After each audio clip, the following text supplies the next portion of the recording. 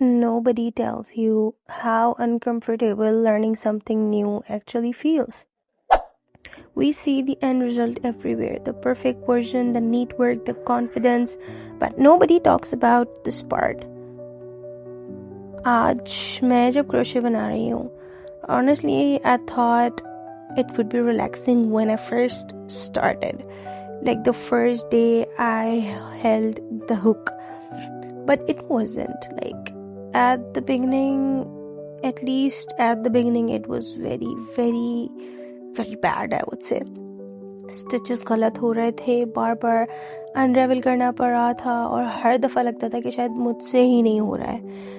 और फिर मुझे रियलाइज़ हुआ ये सिर्फ क्रोशे के साथ नहीं होता. जो भी हम कुछ नया सीखते हैं और जब सीखने लगते हैं, चाहे वो कोई स्किल हो, कोई नया काम हो, इवन एज अ हॉबी क्यों ना हो, नया वर्जन हमारा ही निकल के आ रहा है और हमें ही उस फेज़ में कन्फ्यूजन स्टार्ट हो जाती है और उस फेज़ को हम फेलियर समझ लेते हैं. सोशल मीडिया पर हम सिर्फ वो लोग देखते हैं जो ऑलरेडी अच्छे हो चुके होते हैं, उनका बिफोर कभी नज़र ही नहीं आता.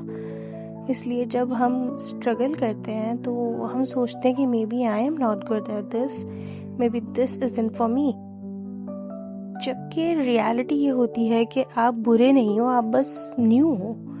लर्निंग का सबसे ऑकवर्ड पार्ट ये होता है कि आपको लगता है कि नहीं हो रहा मुझसे, या मतलब मुझसे नहीं हो पाएगा. और ऑनेस्टली ये फेज़ बहुत ज़्यादा पेशेंस मांगता है. स्पेशली जब मैंने क्रोशे सीखा, हर बार जल्दी करने पर मेरे स्टिचेस और मज़ीद ख़राब हो जाते थे और या तो मैं बहुत टाइट कर देती थी या तो बहुत लूज़ हो जाते थे. और लाइफ भी कुछ ऐसी ही है. जब हम खुद पर प्रेशर डालते हैं कि जल्दी बेटर हो और कुछ प्रोसेस एंजॉय करना ही भूल जाते हैं.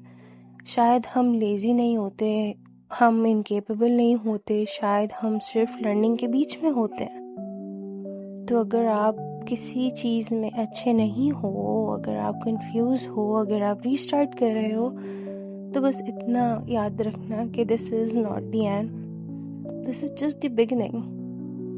और ये वीडियो भी बस वही समझ लें. Just me learning in public.